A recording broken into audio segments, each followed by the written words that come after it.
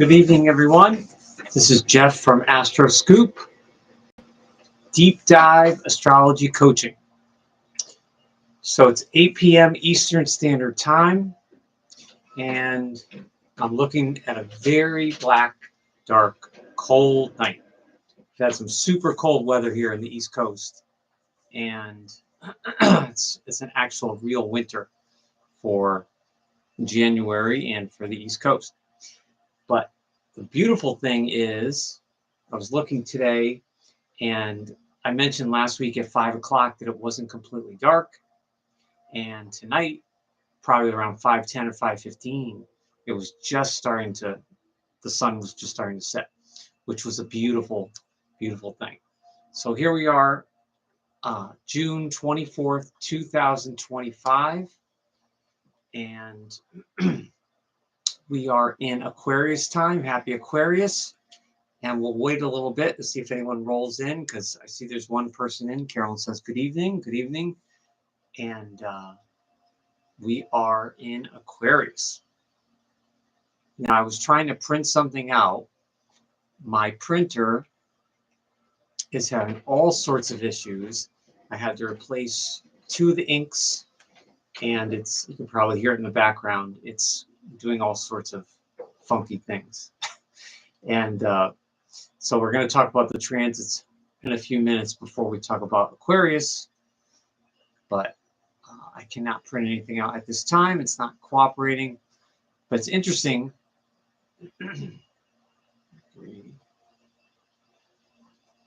I know a few weeks ago I mentioned on the live stream of waiting from Mercury and Sagittarius, the transit, waiting for it to go from Sag to Capricorn, and then have it be direct and have it be stationary, which it is.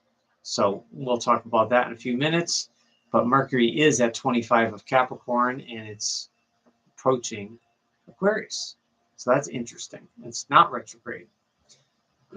But we'll look at some of the aspects and see maybe what's going on and what might be influencing some things, electronics, communications, travel, that sort of thing. But today is the, this period is the Aquarius 1 period, which started yesterday on the 23rd, and it runs from January 23 to right around January 30th, or right up to around February 1st, depending on your year. And we're going to talk all about how we're now in the pure Aquarius period and how there is so much less Capricorn or Saturn energy that we've been talking about for the past month. It's 8:03 right now, so we'll wait a couple minutes. I see someone else popped in, but we'll wait. And I'm happy to see there's more people catching the replay, which is good. That's a wonderful thing. They're always there. And I want to mention these live streams right now. They're Fridays at 8 p.m. Eastern time.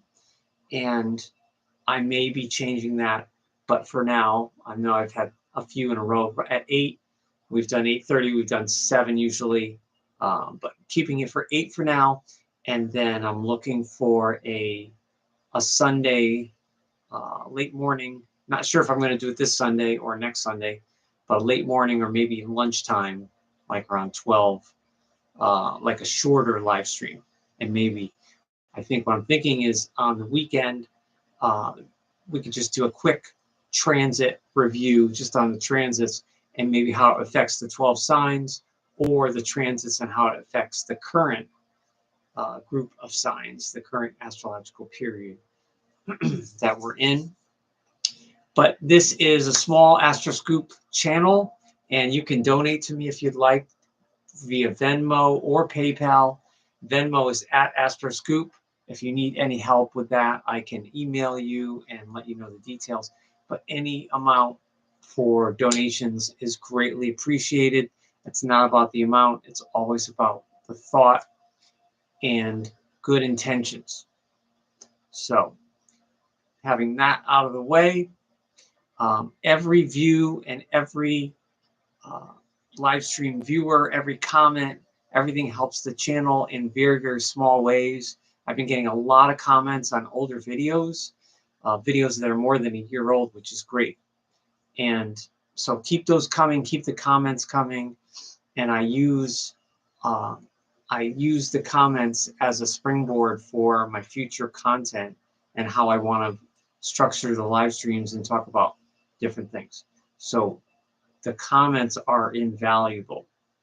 They really are. So please keep those coming so I can create new, fresh content, keep things going. And, you know, every month when we are looking at the signs and the energies, astrologers always have to compete with what with yourself, with what you've said before the past year or the past 2 years. So we're always trying to keep things fresh. And I was going to watch one of my Aquarius videos from last year to see what I said, but I didn't get a chance to. So you can check out on the air signs playlist, you can check out that I have Aquarius videos on there, either from last year or from 2 years ago, possibly. Not sure. It might be from 2023, sort of thing. Well, we're still going to wait a couple minutes here. So how's everyone doing?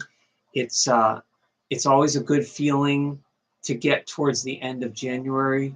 I think that when we complete January, especially here in the East Coast, or anyone that's like in Canada, upstate New York, or any snow, you know, any snow belt, when we complete January, it's a really big relief and a feeling of accomplishment. Because then February is a short month. February is 28 days. And then all of a sudden March, and we're staring down spring. We're staring down the start of spring and Aries. So before we talk about Aquarius 1 tonight, we will talk about the transits. I know people like to pop in and they want to get some of the transit information without having to wait 45 minutes or 40 minutes till I do it later. And that's another thing. If you have any suggestions or comments about the time, how I use my time in this hour, or what else you'd like to see, I'm totally open.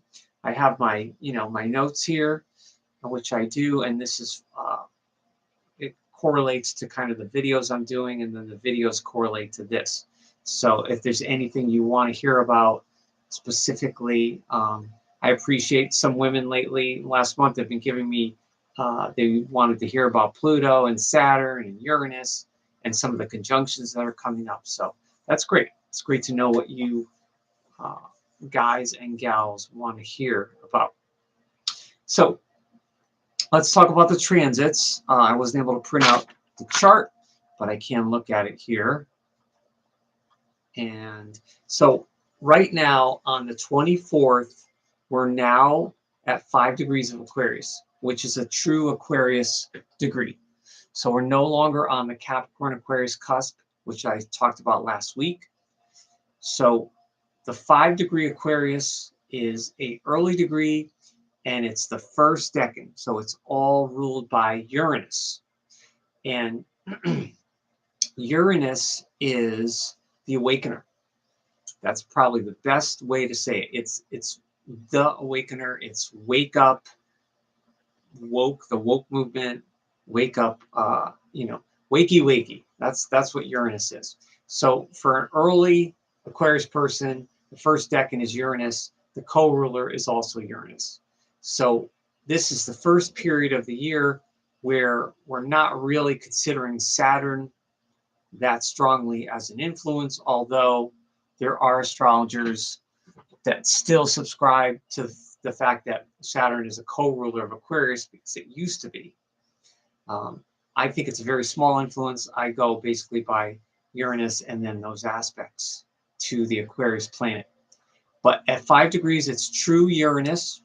And Uranus is an interesting planet because whatever it touches, it seeks to set things free, or you free, or your mind, or your ideas, whatever it is.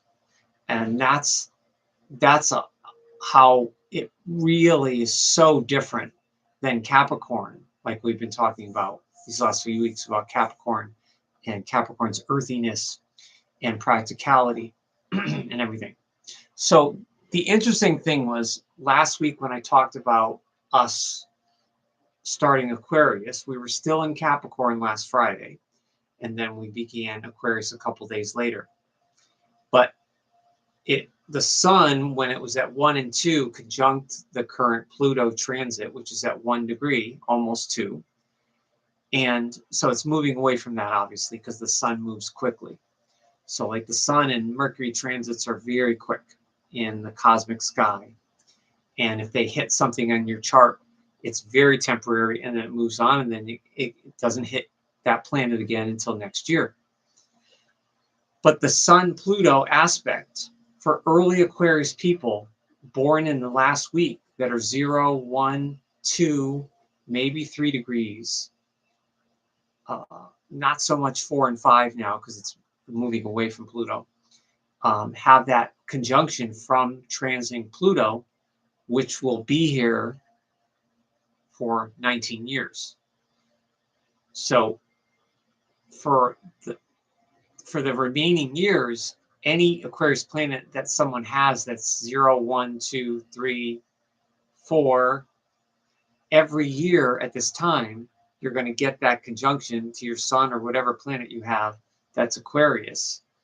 And it's going to enhance, Pluto is transformation and the sun is your life force and your ego. So it will enhance your health, or it may give you a health struggle or something to do with your life force and your chi and your overall energy. But for Aquarius planets that are early, that are getting the Pluto conjunction, it's an opportunity to tune into that and to transform some of that Aquarius energy. It's kind of like it allows you, Pluto is so strong, it allows you to tweak it how you want it. So the Aquarius energy, as we're going to talk about, is sort of unpredictable energy. And whether that's good or bad depends on how you use it. If you have Aquarius planets, no one can label it good or bad. It's just a preference. Now, there's a lot about the sign of Aquarius, which we'll be talking about in the coming weeks, that can rub other signs the wrong way. But that's not an innate flaw in the sign of Aquarius or Aquarius's essence. It's just because of, again, preference, temperaments, kind of thing. So when we think of the Uranus Aquarius 1 here, January 23rd to the 30th, it's all Uranus. So I just want to mention too that I do Western astrology, and it's a tool for self-awareness. And a lot of people do Vedic astrology, and my Western astrology combines traditional astrology with modern astrology. It's a little bit of both, but it's definitely a Western approach. So any of you that might be into other systems, you'll know that what I'm saying might differ slightly, and that's okay. But the Aquarius Uranus, or Uranus, is wake up. It's just wake up. And the interesting thing, Aquarius is one of the most interesting energies, and I know I mentioned this in the same vein last year. Aquarius planets, there's nothing like Aquarius planets for uniqueness and eccentricity. Now, again, whether you enjoy that in someone being very eccentric and offbeat and oddball, or that turns you off because you're a more straight-laced, conservative, practical person, it all depends on your chart and what your preference is.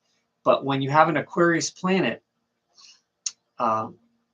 it always throws the chart for a loop.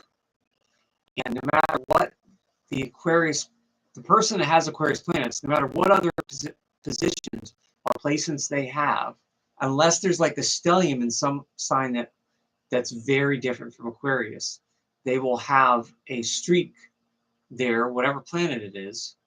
They'll have a streak of independence, and they will seek to be a true, unique individual, especially this early Aquarius, these early degrees of Aquarius up till about 9 or 10 degrees. There is no sign out of the 12 signs, there's no sign that is more unique in its energy, in its expression, most likely than Aquarius. Now, I have known quite a few people on this week, and I had mentioned last week on the cusp, Capricorn cusp, Aquarius, I knew several people, but I didn't know that many on the Capricorns. But the early Aquarius with all the Uranus is interesting because it's all Uranus, it's all Aquarius. There's no other influence. There's no Mercury influence necessarily, or Venus, like the decanates that are to come. And Aquarius, early Aquarius people can still have a seriousness, a mental seriousness that's similar to Capricorn and similar to the Capricorn Aquarius cusp, which we just came off of on the 22nd, 2 days ago. So the residue of Capricorn Aquarius going into full-on Aquarius it's like Aquarius takes the serious side and the side of Capricorn that has wisdom and now really wakes it up.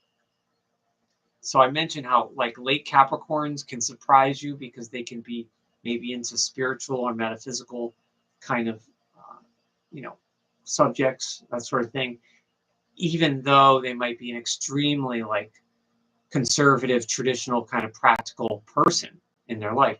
They may still have a side to them, especially on the Capricorn Aquarius cusp.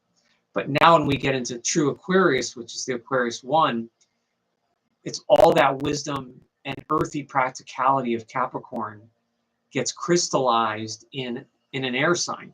It gets crystallized in thought and not so much in the sensation in body and climbing for practical goals, or day-to-day goals like we saw in Capricorn. Here, Capricorn, Aquarius has goals. Aquarius has hopes and dreams because it rules the 11th house in astrology, which is hopes and dreams and friendship. But the early Aquarius takes all that wisdom and crystallizes it in their own way and says, I know. And that's the phrase for Aquarius, is I know, knowledge. And Aquarius people born this week, their key is to wake up. So whether they cause other people to wake up, to wake their own creative juices of their own creative thinking, out of the box thinking, to things that are outdated or boring or just not working, or it causes them unpredictability because they may be the Aquarius might have certain behavior patterns that they keep repeating, as all the fixed signs do. Aquarius is a fixed sign, and they might need to wake up, and Uranus will help that process, definitely. Uranus, Saturn, Pluto, those outer planets are all, they're transpersonal. So it's like they affect people on a personal level, but the majority is they're affecting generations of energy. And then that's why it's important to look at where your personal Aquarius planets are. But this Aquarius 1 period is all Uranus, and this is I mentioned last week, Altair is the fixed star, the constellation. That's the eagle. So like 0, 1, 2 degrees of Aquarius, almost late Capricorn, is Altair, which is the eagle. And that lends a little bit of a Mars or Jupiter influence as well in regards to the constellation. So if an Aquarius 1 is born under the constellation of the eagle, and when we get tomorrow will be 6 degrees and then 7, those people are not really in the orb. They'll be closer to a different fixed star as the constellation moves. But you're talking about Aquarius 1 people are very sharp, like an eagle, and they can be very high strung. They're wound up, very alert, and there's itch to get on with it, or itching to get on with it. That's the best way to describe an early Aquarius energy, is there's no other sign that itches to get on with it. You know, the other air signs, Gemini and Libra, absolutely. They're also cerebral. They're also active very mentally, have active ideas that they want to implement or try. But Aquarius being fixed, which is resolute, Aquarius being Uranus, Aquarius being the second to last sign, the 11th sign in the zodiac, which is one of the most mature energies we're looking at in the zodiac cycle. Is would be like someone in their 70s, and having all that life experience to crystallize now about having new thoughts and maybe new ways of doing things in their later years. But the itch to get on with it is very, very ever present with people born this week. I had a supervisor once, decades ago, that was born this week. And I remember very specifically because he was very into his birthday and always announced it when he had a birthday. And he was an extremely, very, very sharp, talented worker and man. And he was not even a college graduate. I think he was a high school graduate with some college, but he did not graduate college. He didn't have a bachelor's or a master's, but he had a natural intelligence to him, and he was very, very good with people. Had a very good talent for the public and people. So he was interesting to work with, and he was very good at finding other people's talents. So that'll be another thread when we talk about Aquarius. Aquarius has a natural ability to see objectively other people's gifts, other people's talents. And for the most part, because Aquarius does not rule the ego, and it's the last sign, almost the last sign, Aquarians will be okay with letting someone else have the limelight or spotlight and putting a spotlight on your talents and your gifts, because Aquarians know what their gifts are. They may not always say it, but Aquarius gifts are quite mighty, especially early Aquarius. But yeah, there's a natural ability to just get on with things. So the pure Aquarius energy is not necessarily patient. It doesn't mean they can't be patient, but they have an itch to move on with things. They don't want to be bored. And that I know it sounds almost similar to Gemini, but this is the first decan of an air sign, so it's the most raw version of Aquarius, and there's a strong need for their own way. Very, very strong need for their own way. Now, this is different. I always like to contrast, because some of the things I say, the phrases sound like every other sign, right? You say, well, Jeff, that sounds like a Leo, or that sounds like Aries wants their own way, and you'd be right. However, I always like to contrast with the element and the essence of the sign, how it differs, how it's similar but yet different. So if they have a strong need for their own way, they don't seek to rule or dominate. And when we were in Capricorn, I talked about how Capricorns often like to rule or feel dominant in their field, or have a mastery of what they want to be good at. And they get a lot of identity. I think they get a lot of emotional satisfaction and identity from that, Capricorn. For Aquarius needs to share with the group, the cosmos, or the group at large. So there's not necessarily a need to rule or dominate you as a person or the group that they're involved in, but they have a strong need for you to not control them, and a strong need not to tame those intellectual impulses. Because to them, to an Aquarius planet, having an intellectual impulse or an insight or a psychic insight is something that's wonderful, and they're going to want to share it with like-minded people, especially people that are, sympathetic to them and are not going to think they're wacky or crazy or, off the wall or whatever. So for other people that are open, Aquarius loves people that are open-minded. And I mean that in the broadest term, like people that are truly open-minded, especially early Aquarius energy. That's who, you know, they are they're going to connect more with people that are open-minded, broad-minded. But that strong need for their own way they can be in their own way too, and that's one way they can get stuck, is because they have that incredible need for space and not to be tamed or not to be controlled. Not that anyone wants to be tamed or controlled, because that sounds almost like an animal, but for Aquarius, especially their mind, you know, we're dealing with air here, pure air, and the Uranus, you know, the awakener, the sudden thoughts, the sudden creative mental juices, doesn't want to be tamed or held back. And it's very important for Aquarians for you to let them have their own way of doing things mentally, because most likely the early Aquarius person will offer you that. And there's definitely a broader scope here compared to Capricorn, or even compared to the Capricorn Aquarius cusp from last week. There's a broader, you know, the early Aquarius, there's a much broader view, not only of the world, but there's a broader view of the group or the cosmos, whether the group is people or the group is, you know, stars, galaxies, the universe, whatever Aquarius is into.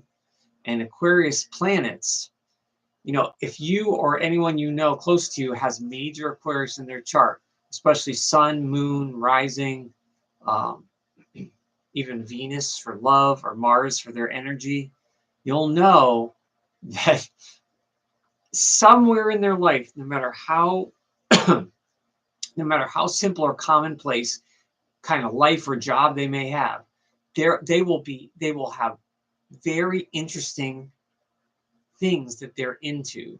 They're not necessarily going to share with everybody, but it's not secretiveness like maybe Scorpio or Pisces, but it's more of like, well, I'm not going to tell this person. The Aquarius might say, I'm not going to tell this person just won't get it. It's not that they're really withholding it. The person just won't get it. And chances are the other chart for people that an early Aquarius will vibrate well with will have either other air signs for the trine or sextiles from the fire signs, but also someone else that has Uranus aspects or something very activated that makes them super curious and open-minded in their chart, and activated to be able to have that communication with the early Aquarius. So the need to have their own way, they don't necessarily need to rule, but they are detached. So this is the sign where we get like true detachment. And you know, you see astrology people and all kinds of people talk about Aquarius. I've read this for decades in books and blogs about how Aquarius people are cold and aloof and detached, and you know, make of that what you will. It's really depends on maturity and involvement of the person with the Aquarius planet. I will say, from people that I've known this week, I will say the men, definitely. The males born this week that I've known, very friendly, great conversationalists, but definitely very aloof, a little aloof and detached. But again, it depends on what situation. You know, if I'm seeing people in a work situation, it's not your personal life, or you're not at a restaurant or at a show, or you know, it's a different. A lot depends on the environment for how the Aquarius is, because Aquarius is one way one-on-one, and then they are group people. They may be part of a group, but yet still want to maintain their own identity and space. So that's why they're kind of detached. But they have group thinking. They're always thinking about the group. So Aquarius people, especially early Aquarius, can be very thoughtful in the sense that I know, when they think of something that they say I know, that they are thinking about what's best for the group, whether it's their family, their church group, or a metaphysical group, an astrology group, or a psychic group, things like that. I know like in the 60s and 70s, there were a lot of courses for metaphysics and astrology got really big. So I would imagine people that were in their 20s, 30s, and 40s in the 60s and 70s, those generations with Aquarius planets would have been extremely attracted to that kind of study and those kinds of things. So definitely detached, but that's two-sided. Now, there are times where an early Aquarius person is not going to want to get too personal in certain situations or not too messy, and they want to keep that clear mind. So that can be good in certain situations for work or for clubs, but it can also be a lack of, maybe sympathy. Some people might see it as a lack of sympathy when the Aquarius is detaching a little bit and maybe a little aloof and maybe kind of doing that group thinking. And that also means they can be wired. They can be wired. Early Aquarius people are kind of wired tightly. They're kind of wound up. So they can, like I said, they can be a little high strung and they are chomping at the bit. I put on my thumbnail, chomping at the bit. So if they're itching to get on with it, they're always chomping at the bit, whatever it is, something new they want to try, reading, a new class, something they want to, a study they want to try at work or in their personal life. So that Uranus urge to awaken, or wake up, however you want to put it, wake up from slumber, wake up from sleep, or just from being kind of boring and sedate and outdated, even if yourself, you're in a rut. Like Aquarius, like the earth signs can get into ruts in different ways. So Aquarius can teach the earth signs, especially teach Capricorn, the sign behind it, kind of maybe you can look at things differently and wake up a little bit and get yourself out of that rut while still maintaining, your values, so to speak, or your earthiness, sort of thing. So they can be wired and they are aroused easily. And by that, I just mean nervous system, I think, just nervous system wise, because they're the Uranus influence, and astrologers know this all too well. When you look at Uranus aspects in a natal chart or an event chart or a country, Uranus is, it's like that pop. It's like a firework. It's sudden. It's unpredictable. It's sparkly. It's not necessarily subtle. So anything Uranus touches in the chart arouses it, wakes it up. So that's what I mean by aroused easily. So early Aquarius people can be aroused easily and have a sort of a mental enthusiasm and excitement for new things and new people, but it can also make them a little unhinged because they are they're sensitive. It's interesting that people see Aquarius as detached and maybe insensitive, but actually underneath they are mentally sort of delicate and are very sensitive and thoughtful mentally. All Aquarius planets, and we'll talk a lot about that when we get next month, when we get to the Aquarius Pisces cusp. That is a big thread between the thoughts and feelings. So the arousal, they have to be careful of that. It's really good for people born during this week to have some sort of practice that can calm their mind. And I talk about that especially mainly with all the air signs, Aquarius, Libra, and Gemini, all need some kind of meditation or some kind of practice where they can slow down their mind. Now, if an Aquarius person born this week happens to have, any ADD or ADHD traits, anything with focus or attention, that's going to be even more of an issue for that person if they actually have that in real life with their nervous system, and then they have an early Aquarius planet that is somewhere up till 9 or 10 degrees, of which over the coming years, not months, over the coming years, that Pluto moving slowly, which will be at 2 degrees, and then 3, and then 4, and then 5 will eventually conjunct. So for people that, if anyone is an Aquarius planet and you're dealing with any sort of disorder or any attention issues in real life, that will be a real big wake-up call to really work on yourself and do everything you can for your mind, calm your mind down with good foods or herbs or teas or, you know, whatever it is. Obviously, you need to go to a health professional, a good health professional to work on that. But that's very important. And this is something I just thought of. This just came to me. Aquarius rules the calves and ankles. So I'm thinking if an early Aquarius person is chomping at the bit and they're aroused easily, I would be careful of twisted ankles, or twisted feet, hurt toes, you know, banging that little toe into your chair in your TV room. Ooh, that hurts. But I'm wondering if a lot of Aquarius planets or people may have a lot of calf, foot, or ankle issues, or if you have major Uranus in your chart. You could also look to your 6th house of health and see what you have. Do you have anything in the 6th?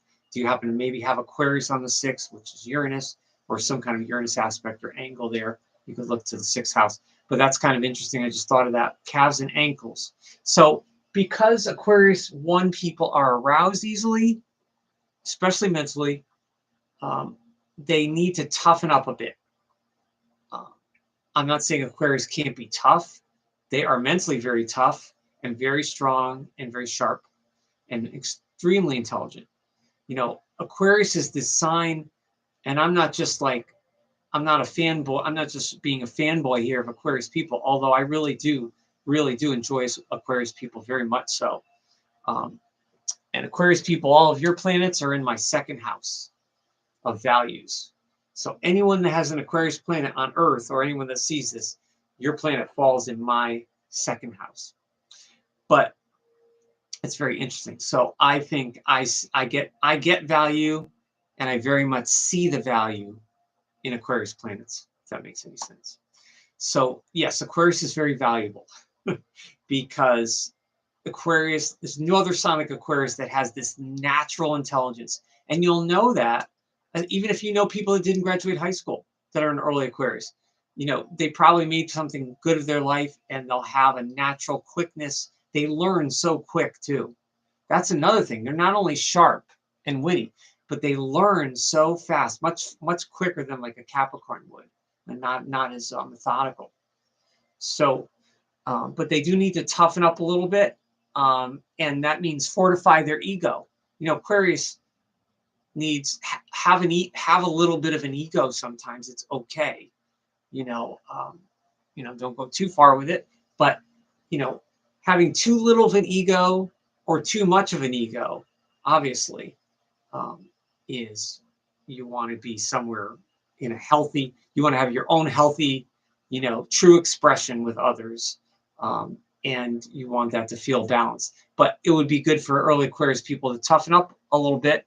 And that's that opposition to their opposite sign, which is Leo 1 in 6 months. Can you imagine that? 6 months ago, we were talking about the very beginning of Leo. Wow, how time flies. But yes, in 6 months, we'll be talking about early Leo again, which is, very passionate, fiery energy. And early Leos are not as detached, although Leos can be aloof, very similar to Aquarius. Leo and Aquarius is a very aloof, there's a regal or an aloof quality when the Leo or Aquarius person needs to step back and regain their composure and their space. That's what I think it is. It's like a recharge in their own way. A lot of people see that as aloof. Doesn't necessarily mean they don't care or they're being cold. I think there's and you have to clarify that with them. You know, maybe some people are being cold, but early Leos are a little tougher in that way and in a little ego way. So if you know any early Leos, you'll know that they tend to have a little more of an ego, obviously, than an Aquarius 1 person. I know I'm seeing a couple people come in and out. I appreciate that. And I also want to continue to say that I'm getting most of my views this season from other countries, including India, Pakistan, Algeria, which is wonderful. And I really, if anyone from other countries sees this, thank you so much. The US has been giving me some views. Last week it was 40%, which is like 4 out of 10. So I appreciate that. And but a lot of the other countries are in there, so I appreciate it. Tamisha Miller says 2/15. So you're February 15th Aquarius. Okay. So when we get to the late Aquarius period, we'll be talking about that. And the later Aquarius people are more into acceptance. They're a little more team players, and they have Venus there. There's more Venus vibe, or more of a love vibe. Not that early Aquarius people don't love. Aquarius people kind of love everybody, if that makes any sense. They really do. I'm always fascinated by Aquarius women, especially, on how loving Aquarius women can be, even though they can be very removed and detached. So they're not loving with all their heart and putting their heart on their sleeve, but they really truly love people, and they love the I know I do, LOL. Yeah, I mean, Aquarius people do love everybody, and it's a you know, it's like peace, love, and happiness, like one love. Like that's kind of Aquarius. So but that doesn't mean Aquarius gives their more personal love or their personal energy to everybody. I think Aquarius is more discriminating about those parts, but they definitely have a group kind of love and a tolerance.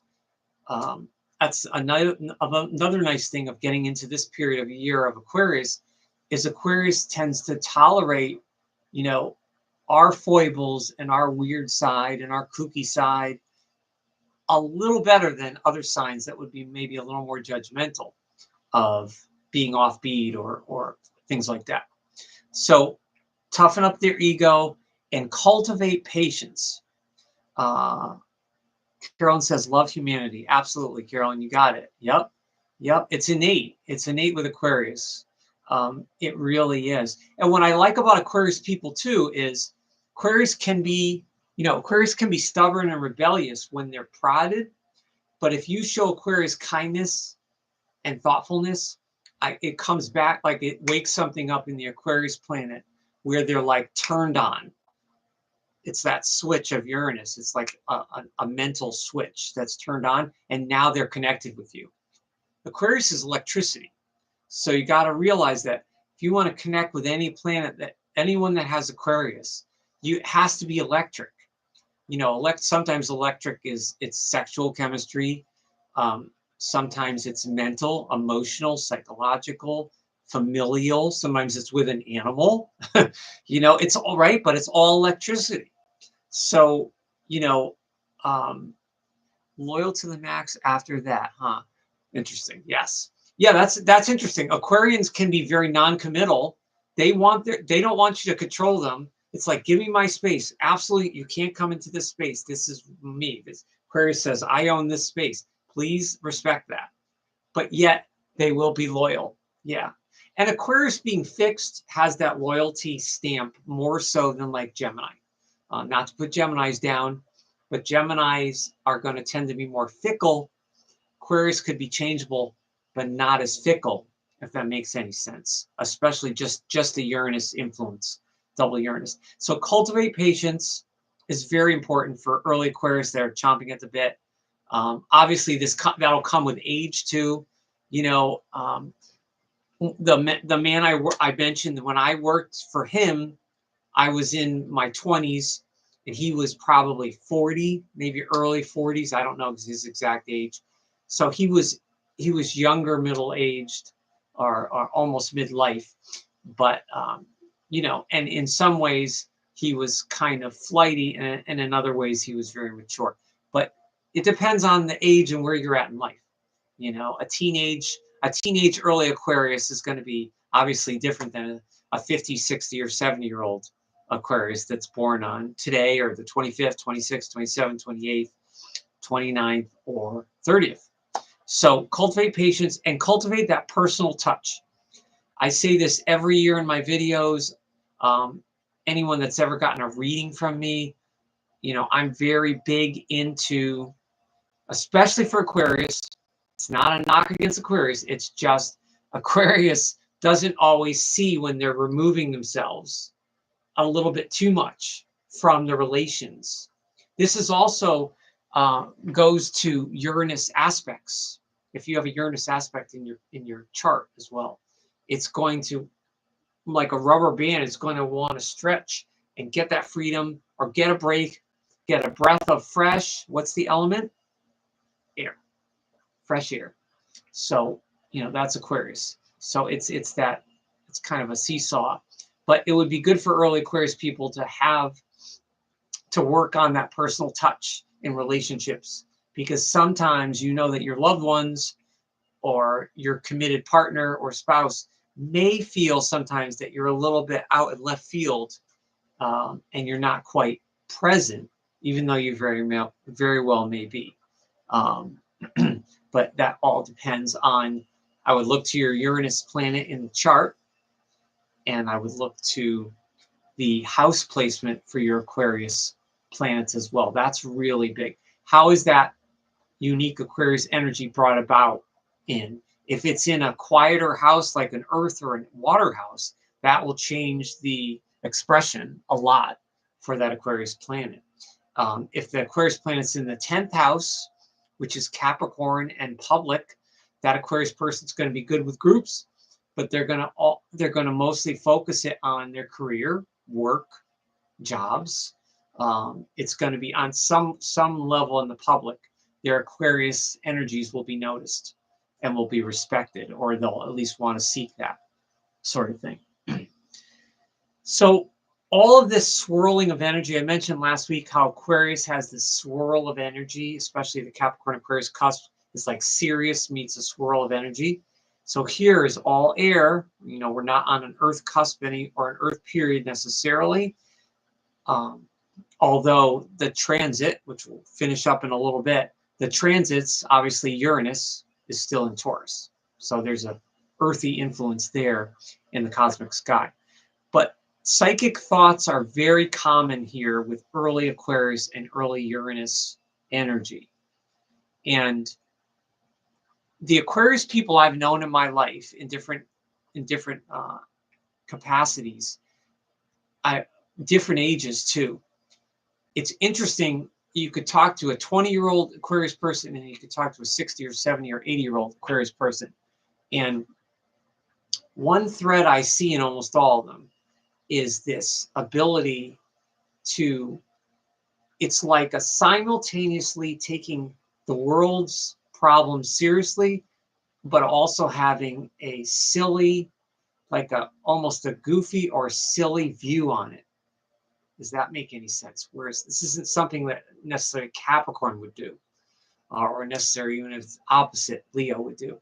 But Aquarius can see things, they can use that thoughtfulness and see things from a serious point of view for the group, not just structure, not just like for their family or their job or what they're managing, like Capricorn might, but see the seriousness for the group or humanity, and yet be able to be a goofball and a little silly at the same time and see both sides of that equation.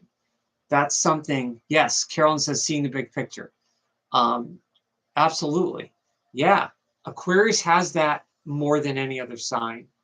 And if the Aquarius planet has good aspects, you know, especially even challenging aspects can be good in used in the right way, can really be a strength there. And seeing that simultaneously, seeing the seriousness, seeing the good and the bad, but also seeing the dark and the light in the situation, kind of thing. Whereas some other signs might get caught in just the darkness of it or melancholy of it, like Capricorn, or might get caught in just the being too positive and always seeing the upside, maybe like Sagittarius. So, you know, it's important to see, that. Social parade today with 6 planets can be seen with the naked eye. I totally forgot to tell just now, off subject, my bad. Yeah, I know what you're talking about. Yeah, I was watching a couple astrology videos. There's so much going on this year. I know I've been saying it, and every astrologer's saying it. And this year, there's so much going on astrologically.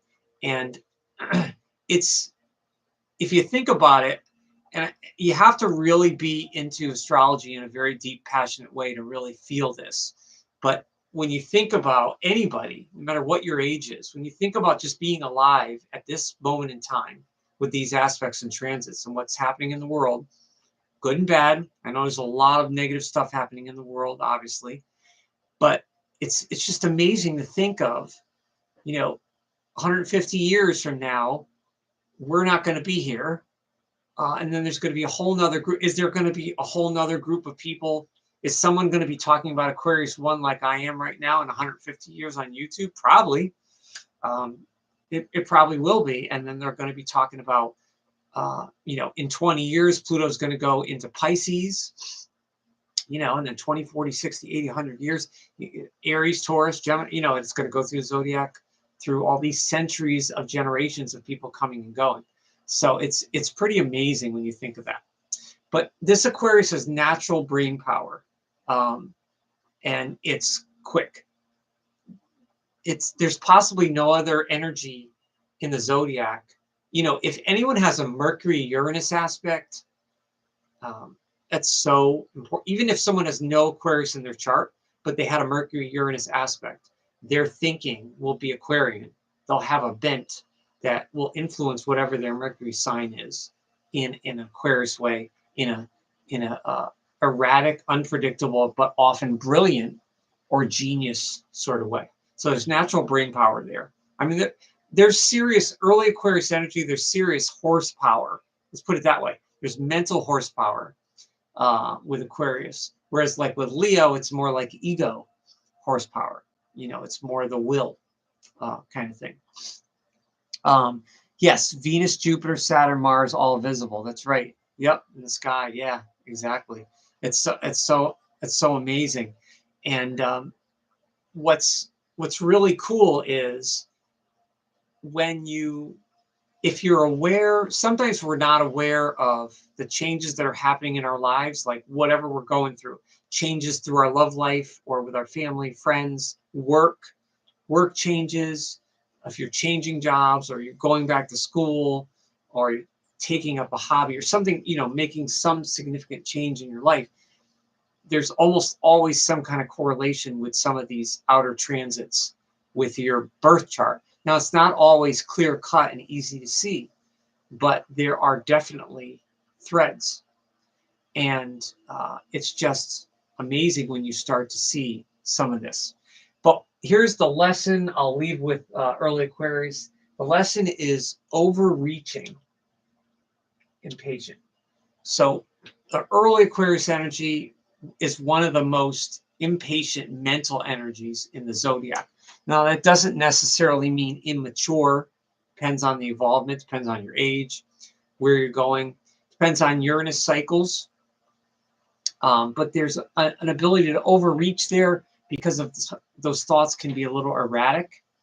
So it's important to have other things in the chart or other grounding or softening influences for that mental motor and that horsepower.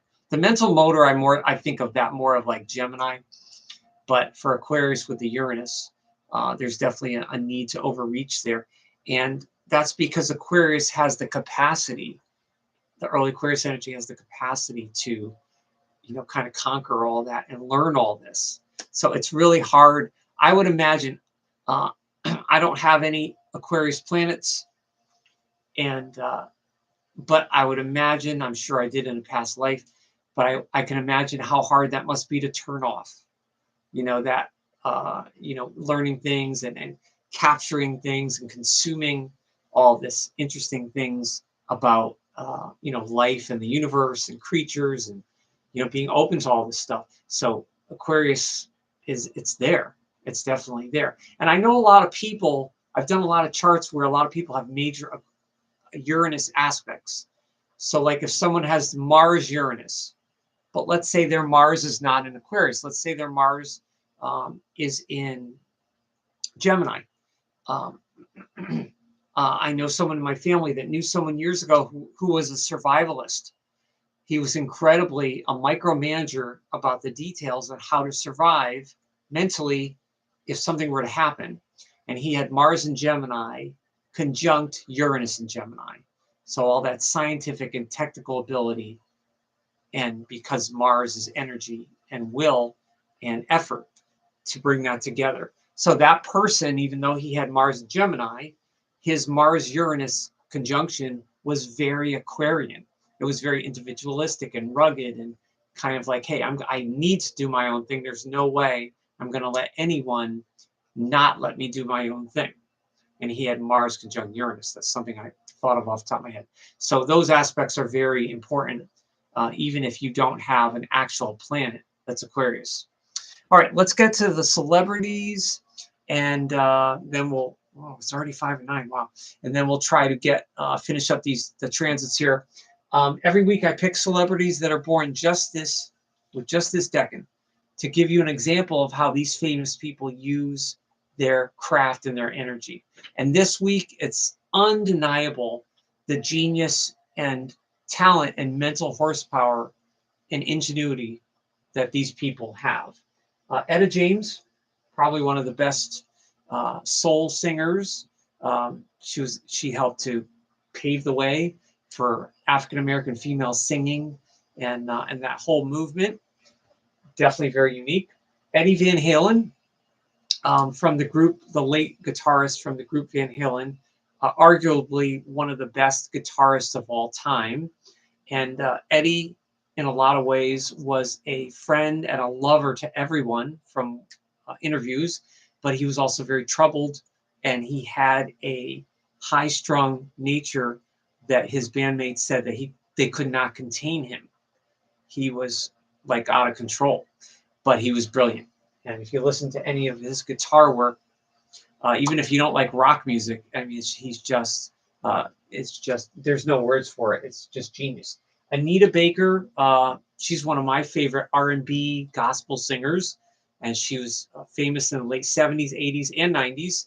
And she's also underrated, even though she's famous. I think she has the best clarity, one of the best clear vocals of any R&B or soul singer, and she has that Aquarius wisdom and the clarity in her voice, but yet she has emotion too. I would not call her cold. Phil Collins, I think he's one of the best songwriters, drummers, musicians of our era in the last 100 years. Phil Collins, the solo artist, and also from Genesis. And he is an Aquarius person. If you listen to his music is aloof and genius, but it's also incredibly penetrating and has a lot of feeling to it. I mean, Phil has the moon in Scorpio, so that changes the whole trajectory of being an Aquarius, an early one. But Phil's music is unbelievable.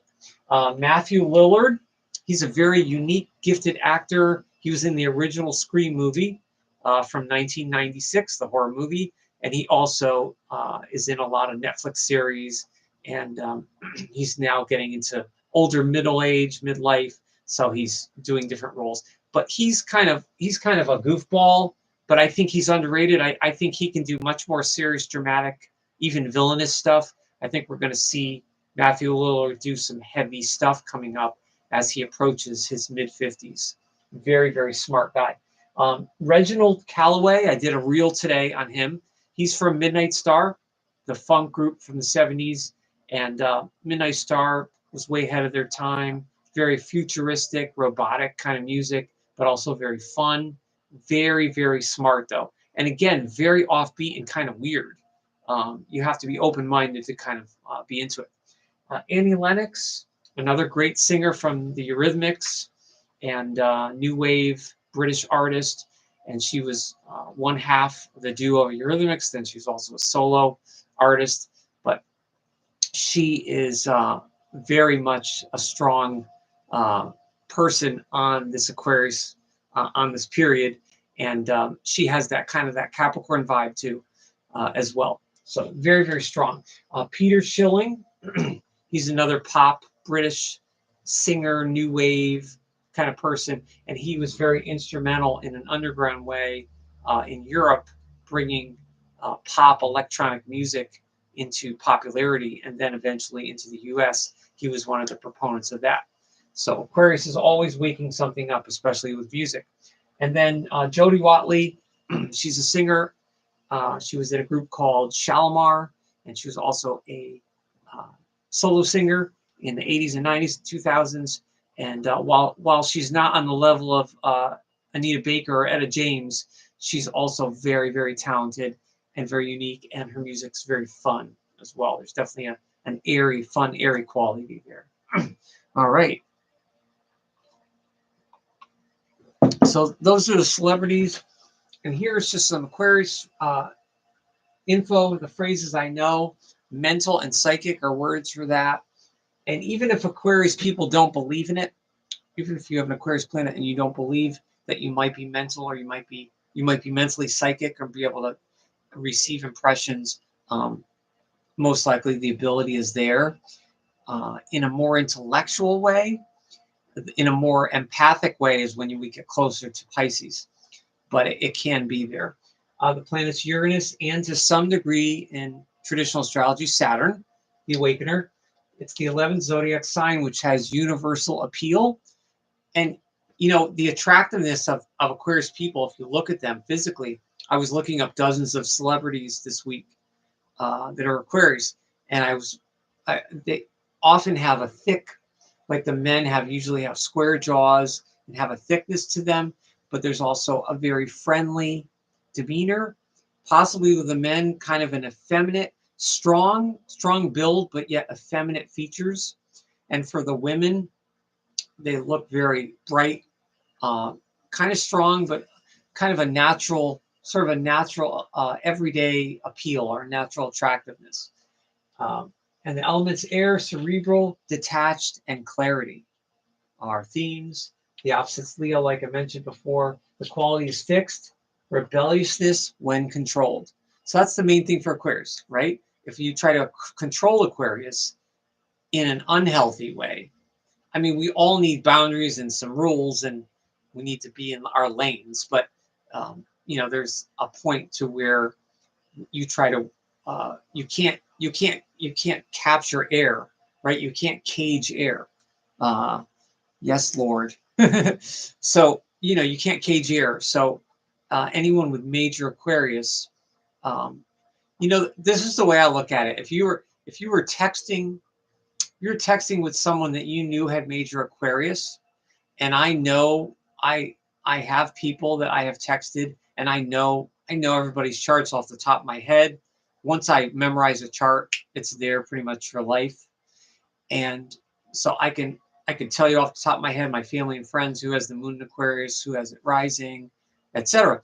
And it's funny that the Aquarius people are fun to text with, but there's an absent-mindedness often to people that are strongly Aquarian, especially males, especially the men with Aquarius. It's not that they're not thoughtful, it's that they don't care, but there is an absent-mindedness, or a lack of, it could be the lack of that personal touch to kind of know what to say to warm things up. And when you see them in person, they may be able to express to you that friendship, but through the phone or a text or an email, they're not able to do that, because that Aquarius energy they don't know how to play that out, if that makes any sense. So that's the fixed nature. And the Pluto transit conjuncts early Aquarians, which I mentioned, and that's the life force and health lessons. You just can't. I love it. That's great. Yeah, I mean, could you please comment on the 4 planets in alignment? Oh, hi, Karen. Nice to see you. Yeah, I'm looking right now. I wish I had a board. We have, well, this is what's interesting, and I know I mentioned this last week, or I think I did a reel on it.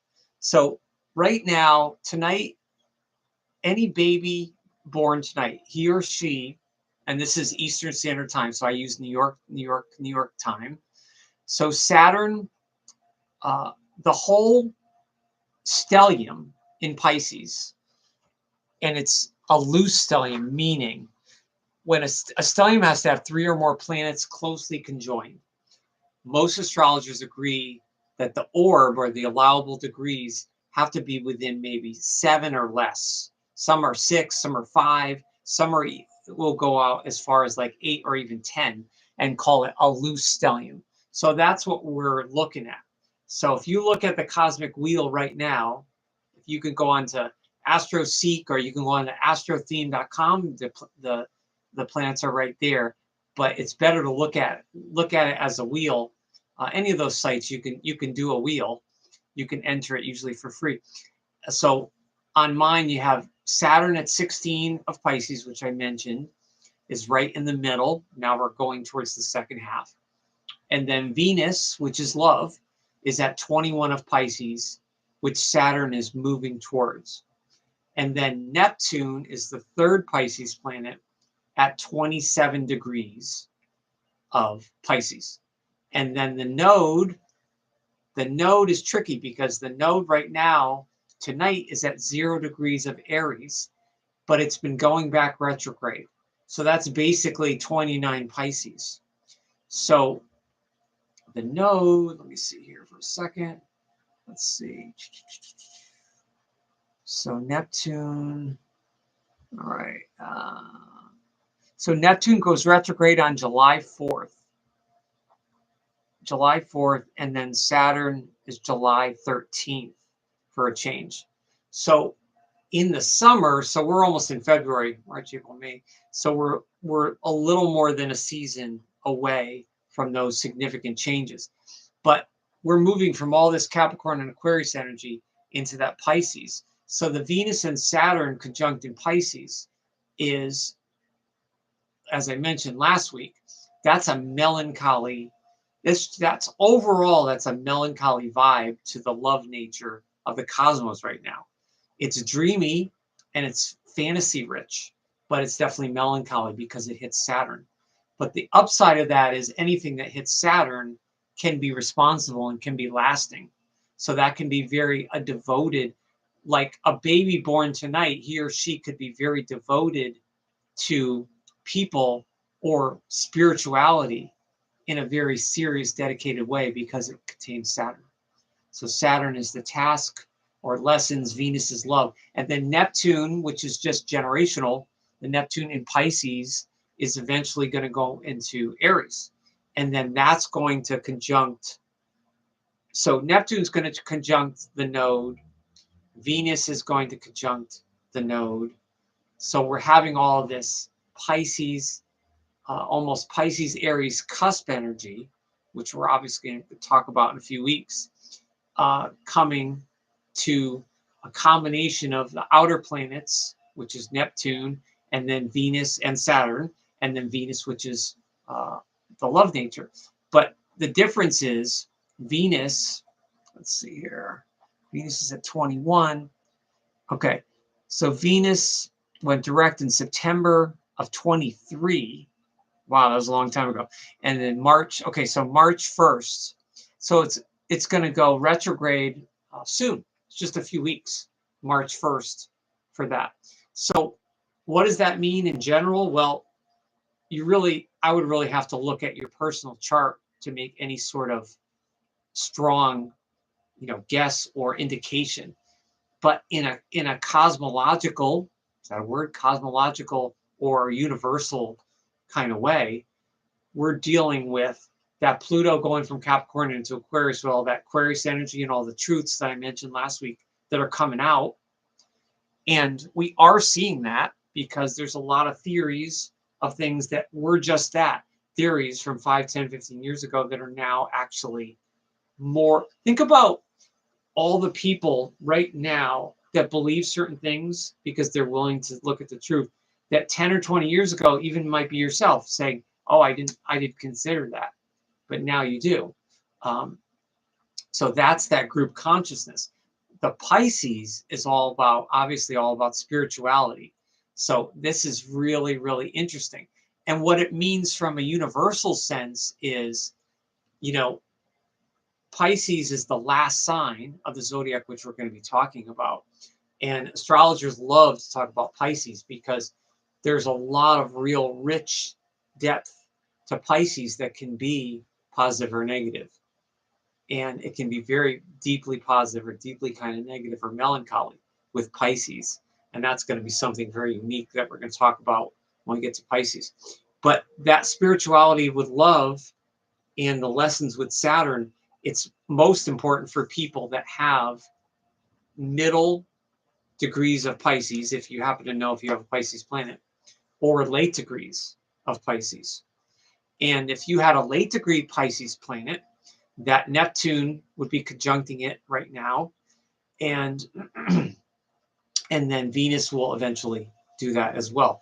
But what we're seeing with this Pisces and the node has been in Aries, and it's going back and forth retrograde. We're seeing these planets go direct, and then it's kind of come right into, it's like direct and retrograde, direct and retrograde. So it's just the seesaw of Pisces and Aries energy.